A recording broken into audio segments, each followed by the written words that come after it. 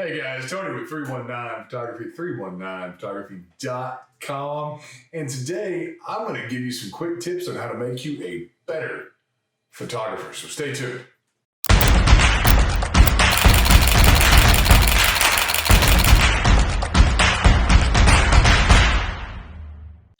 All right, so let's get into this, guys.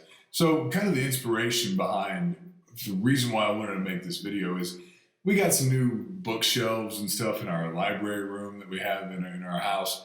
And I was unpacking some boxes. I was kind of waiting for this storage space to put some of these, books and yearbooks and, all kinds of good stuff that you have laying around. In the process, I found this super awesome binder, and I'm going to tell you about it here. This was one of the binders that I used when I started in photography. And guys, this is back in high school. So that's almost 20 years ago, give or take. And this is chock full of negatives, film negatives, and contact sheets, because I learned in high school on film cameras, and I had an awesome photography instructor in high school, and he was very passionate about the art of photography. And he was a coach, he was a track coach, but he wasn't one of those coaches who taught a blow-off class, right? He actually cared about what he was teaching. So he made us learn on fully manual film cameras. Now, digital was out at that point in time. It wasn't anything extravagant by any means. I mean, we're talking 6-8 megapixels max on cameras. So nothing crazy like that we have today.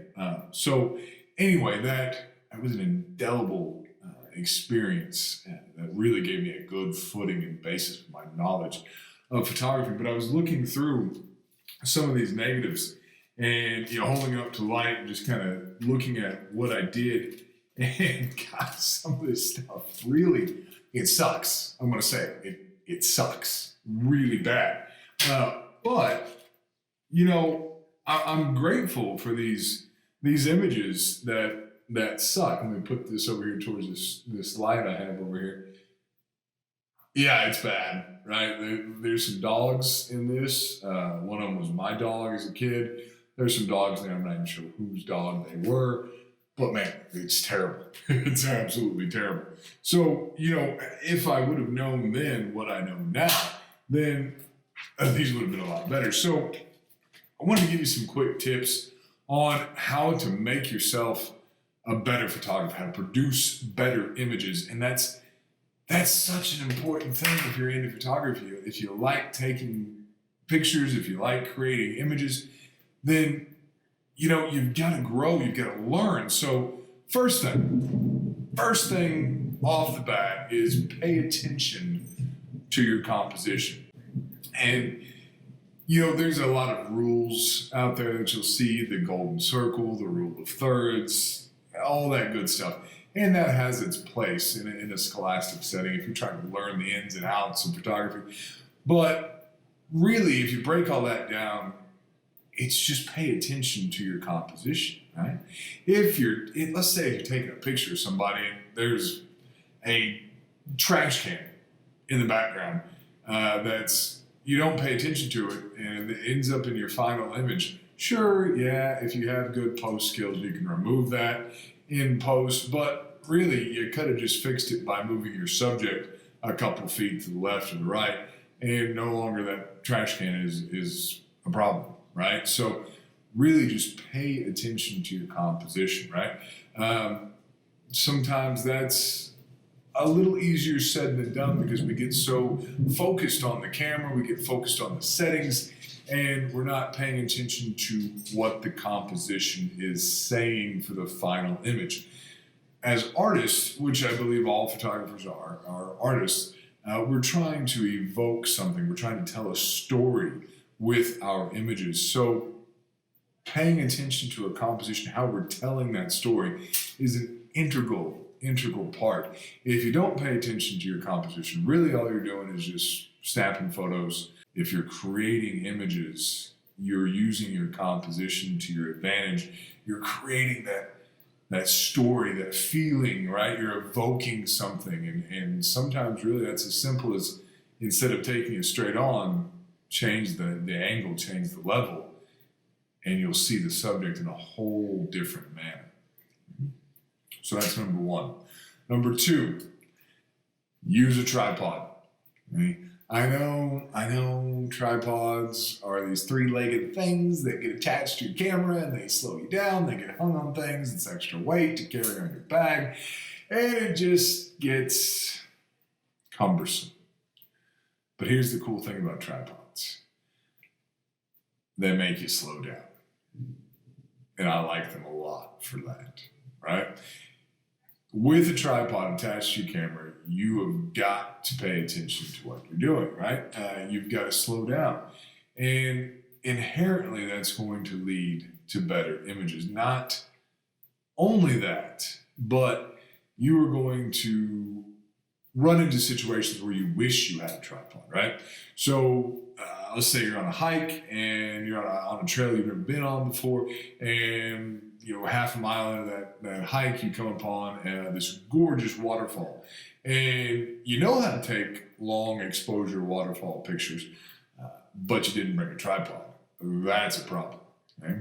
So get a tripod. You don't have to go out and spend $8 million on a tripod. Not that you'd spend $8 million, but you could spend a couple thousand on a tripod if you really wanted. That's a bit excessive. Get you a reasonable tripod that fits within whatever your budget is, and keep it in your bag, keep it with you when you're going out shooting. You'll be amazed at how that may level up your photography game in the amount of really cool images that you can produce if you have a tripod. But you got to have a tripod to be able to use a tripod. So take one with you all the time. Tip number 3.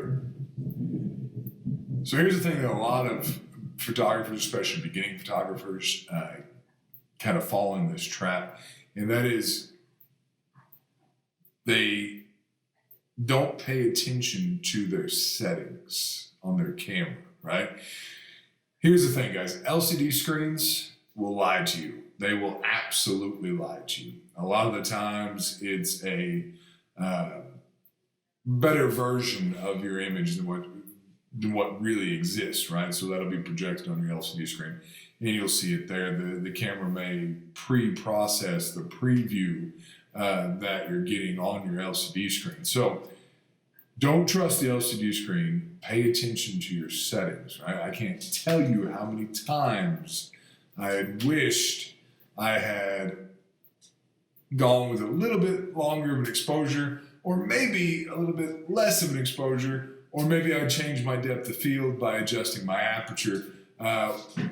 And I've just fallen in the trap of looking at the back of the LCD screen and saying, yeah, hey, that's it. I nailed it. Move on. Slow down, right? Pay attention to your settings. Okay? That includes that lovely little thing called a histogram. Right? Histograms are your friend. Learn how to read them. And they're really basic, guys.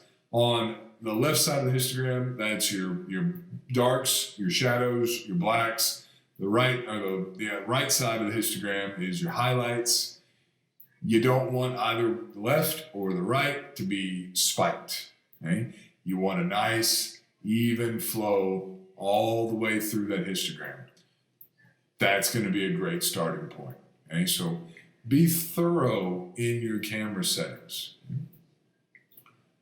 Tip number 4, go out and make mistakes. Okay? Make mistakes. Guys, this binder is full of mistakes. My hard drive is full of digital images that were mistakes. But here's the thing, you've got to be willing to learn from those mistakes. Okay? You got to recognize your mistakes. So you gotta evaluate yourself. And that's a lot of introspection, right? You can't go out and think that you're the greatest photographer in the world every time you go out and shoot and believe that your work is stunning when honestly it's not. I'm going to tell you, there's a lot of stuff in this binder. There's a great deal of stuff that's on my hard drive. That's not good, right? It's not good. But I'm glad I made those mistakes because I learned from them. And that's part of the process, right? If if you want to get really good at photography, you got to make those mistakes, but you got to learn from them. So go out and make mistakes. Break the rules, make mistakes, learn from them, and see if you can improve upon those mistakes. That's a huge thing, guys. Huge. Tip number 5. Don't think that you have to go out and buy the brand new model of whatever camera manufacturer you happen to have loyalty to. You don't have to go drop thousands upon thousands of dollars on a new camera body and a new lens every time a one hits the market. Guys, when I started doing professional photography, I was using a Canon Rebel that was literally 8 megapixels. Right? Professional work, working for the state of Oklahoma's Tourism and Recreation Department, producing professional images. Could I have bought a higher end camera at that point in time? Yeah, sure, I could have. But did I need to? No, I didn't. Have I upgraded since? Yes, I have. But if you have a camera, right, learn it. Learn it inside out. Learn how to use it. Learn how to manipulate the camera to achieve the desired results. Right? A better camera is not going to make you a better photographer. And in some sense, and this is just me being perfectly honest, the better camera is going to carry much higher megapixel, higher resolution images. And a lot of times that will expose your flaws much more than a lower resolution camera will. So be aware of that. If you go out and you buy a 50 megapixel camera when you came from a 12 megapixel camera, some things are going to be a lot more apparent. So learn the craft, learn the camera first, and then worry about upgrading later on as your abilities improve, as your images improve. Then you can go out and buy that camera. Trust me, I know there's a great big push, right? There's an internal, hey, I want to get this brand new thing. And you don't need to all the time. And the major camera manufacturers out there, well, they're really good at advertising, right? They're really good at advertising. So you're going to want to do that. Slow yourself down. Learn with the equipment that you have first, and then worry about improving it later on. So, guys, those are 5 quick tips, 5 quick theories on how to become a better photographer and produce better images. If you like this video, please smash that like button, subscribe to our channel, because here's the thing, we are rolling out with some new videos all the time. We've got a schedule. We're going to bring you some new tutorial videos. It's going to be really exciting. I am happily excited to be a part of this, and I can't wait to bring more videos to you guys. So please like, subscribe, comment, and until next time, I will see you guys later.